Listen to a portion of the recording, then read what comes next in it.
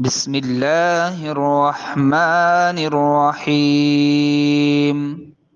ويشفي صدور قوم مؤمنين وشفاء لما في الصدور. يخرج من بطونها شراب مختلف ألوانه فيه شفاء للناس.